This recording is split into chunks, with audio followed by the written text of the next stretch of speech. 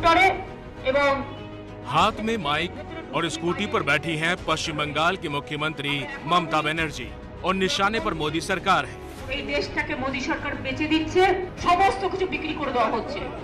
পুরো দেশটাকে মোদি সরকার আর অমিত বাবু বিক্রি করে দিয়েছেন। महंगे पेट्रोल डीजल के दाम के खिलाफ आज मुख्यमंत्री ममता बनर्जी ने कुछ इस अंदाज में विरोध दिखाया। राज्य की सीएम खुद स्कूटी पर पीछे की सीट पर बैठकर अपने सचिवालय पहुंची। उनके गले में महंगाई वाला पोस्टर लटका रहा।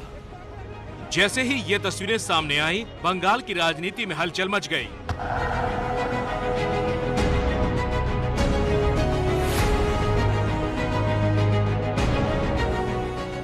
और इसी सियासी हलचल के बीच एबीपी न्यूज संवाददाता मनोज्ञा लोईवाल कौन बनेगा मुख्यमंत्री का काफिला बंगाल में आगे लेकर बढ़ी और पहुंची दुर्गापुर।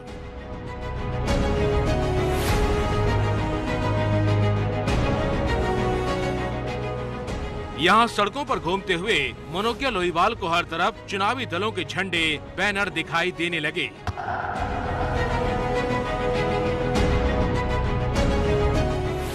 चुनाव तारीखों का ऐलान नहीं हुआ है, लेकिन दुर्गापुर में हर पार्टी के पोस्टर बंगाल के लिए बड़े बड़े वादे कर रहे हैं। लेकिन लोगों के मुद्दे क्या हैं? 10 साल से कुछ काम नहीं हुआ है। चारों तरफ गुंडाबाजी और दंगा चल रहा है। परिवर्तन चाहता है। सेंट्रल की स्टेट गवर्नमेंट दोनों को मिल के काम करना चाहिए। नया सरकार चाहिए। देखिए मुद्दा है, हम लोग गाड़ी वाला है, ऑटो वाला है, तो हम लोग को गैस का बहुत समस्या होता है। इसलिए सवाल ये है कि स्कूटी पर तो सवार है ममता, लेकिन क्या फिर कुर्सी पर बैठाएगी जनता? यही जानने के लिए मनोज्ञा लोईवाल शुरू कर रही हैं दुर्गापुर में आज की बहस।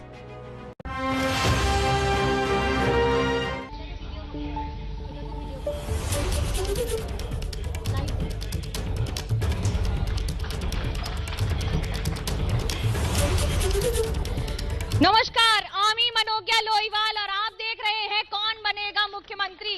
दरअसल बंगाल की मुख्यमंत्री खुद ही ई रिक्शा पर, ई स्कूटर पर चल रही हैं, तो हमने सोचा हम खुद भी ई रिक्शा पे चलें, थोड़ा सा पर्यावरण का ध्यान भी रखें। पेट्रोल की कीमतों में जो बढ़ोतरी हुई है उससे जो जनता परेशान है उस पर सवाल भी कर लें। लेकिन उन सब के बीच में कि आखिरकार क्या होगा दुर्गापुर का। दुर्गापुर की एक खासियत है, जितनी यहाँ पर जनता में आवाज है उतना ही यहाँ पर सपना भी है। दरअसल दुर्गापुर एक ऐसा शहर है जो अपने आप में बिधान चंद्र रॉय, जो पश्चिम बंगाल के पहले मुख्यमंत्री थे, उनका सपना था। सपना सब देखते हैं, जितने लोग हैं वो सब देखते हैं, लेकिन क्या ये सपने साकार होते हैं या फिर नेताओं के लिए या नेताओं के सामने वीर गति को प्राप्त हो जाते हैं? आज इन्हीं नेताओं से हम लोग करेंगे सवाल और उनसे पूछेंगे कि आखिरकार बंगाल का क्या है हाल। स्वागत करते हैं बप्पा चैटर्जी का बीजेपी से, मनोज यादव का तृणमूल कांग्रेस से, देवेश चक्रवर्ती तृणमूल कांग्रेस से, देवेश चक्रवर्ती माफ कीजिएगा कांग्रेस से, राकेश शर्मा सीपीआईएम से। सीधे सवाल कर लेते हैं। सांसद आपके हैं, नदारद रहते हैं, कोविड हो या बाकी सब हो, सवाल जवाब इतने सारे होते हैं। 6 साल से आपकी सरकार है केंद्र में, किया क्या बंगाल के लिए?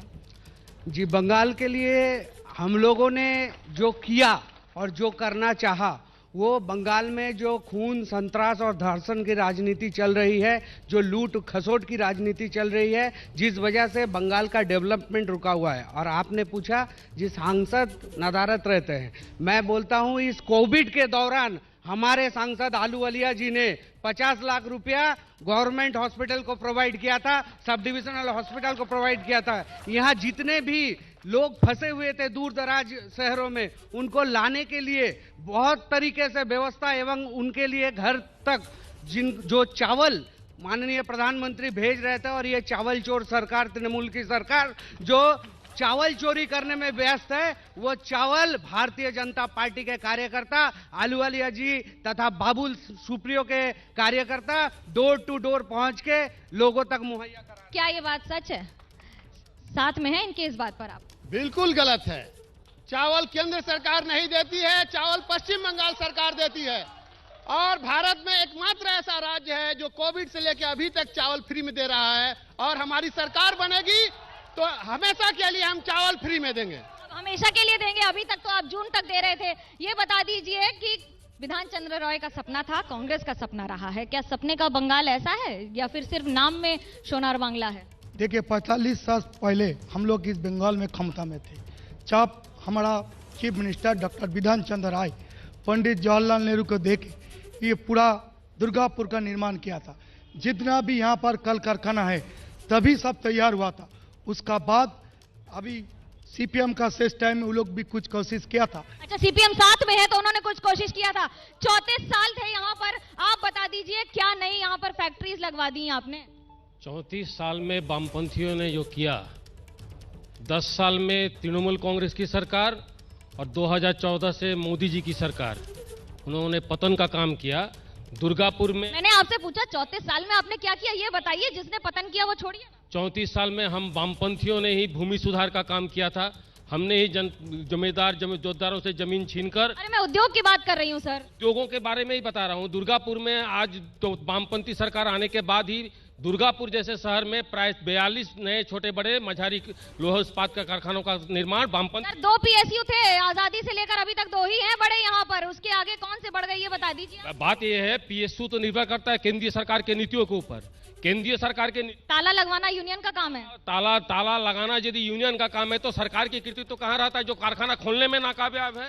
सरकार हर समय नाकामयाब है। कर क्या रहे हैं आप 6 साल से दिल्ली में? देखिए 6 साल से दिल्ली में हम लोग क्या कर रहे हैं ये पूरे भारत की जनता देख रही है, और इसीलिए दूसरी बार मोदी जी को चुन के लाए हैं, पूर्ण बहुमत से चुन के लाए हैं। और सुनिए, लाल झंडा लगा लगा के बंगाल की जितने शिल्प थे सारे को बंद किए, और तृणमूल उसी काम को आगे बढ़ा रही है, बंगाल को पूर्ण बांग्लादेश बनाने का। 10 साल हो गए, ये बांग्लादेश का सवाल खत्म ही नहीं होता। ऐसा है क्या तुष्टीकरण की राजनीति में? बिल्कुल नहीं है। बंगाल में मुख्यमंत्री समदर्शी हैं, सबको बराबर देखती हैं, ऐसा कुछ भी नहीं है।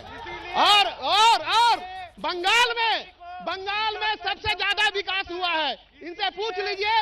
वो 5 उद्योग, वो 5 फैक्ट्री का कारखाना है बाबुल सुप्रियो ने बंद करवाया है। जितने शिल्प है बीजेपी के शासनकाल में बंद हुए हैं। ये शासनकाल तो बंगाल में आया ही नहीं है बीजेपी का। नियंत्रित करती है पीएसयू को, केंद्र सरकार के अंतर्गत है पीएसयू। पीएसयू कौन सा बंद हुआ है? पीएसयू कौन नहीं, अरे सर पीएसयू कौन सा बंद हुआ? पीएसयू बता दीजिए कौन सा बंद? आप अपने आरोप को पहले स्थापित करें। आप कह रहे हैं कि पीएसयू बंद हो गए, मुझे 3 नाम बताइए कौन से पीएसयू बंद हुए हैं? हिंदुस्तान केबल्स। कब बंद हुआ है? बाबुल सुप्रियो के कारण। अरे किस साल में बंद? 2016। और बताऊं, यहाँ एलॉय कारखाना बंद हो रहा है, डीएसपी का निजीकरण हो रहा है। जनता से पूछ लेते हैं, जनता कुछ और ही बता रही है। क्या कह रहे हैं आप? एक मिनट, मैं टीएमसी के जो प्रवक्ता है उनसे पूछना चाहता हूं कि माननीय मुख्यमंत्री जी यहाँ का प्रधानमंत्री का होंदोल कुछ बोल रहे हैं, तो ये एक मुख्यमंत्री का भाषा होना चाहिए। और कांग्रेस और सीपीएम से पूछना चाहता हूं, कुछ ही दिन पहले जब कांग्रेस सीपीएम का सरकार हुआ था, कांग्रेस का कार्यकर्ता को काट के उसके माँ को खून। मनोज जी के सवाल का जवाब दे, जनता जवाब। एक मिनट, हम पूछना चाहते हैं तृणमूल का जो प्रतिनिधि है मनोज यादव। हाँ, मनोज यादव जी से, आप एक फैक्ट्री का नाम बताइए 10 साल में आपने किया जिसमें 1000 लोग काम कर रहे हैं। आप बताइए। हम तृणमूल का शिक्षक नेता मनोज यादव का पूछना चाहता हूं, आप बताइए आपका स्कूल में कितना पोस्ट खाली है? सारा पश्चिम बांग्ला में स्कूल में कितना पोस्ट खाली है? आप बता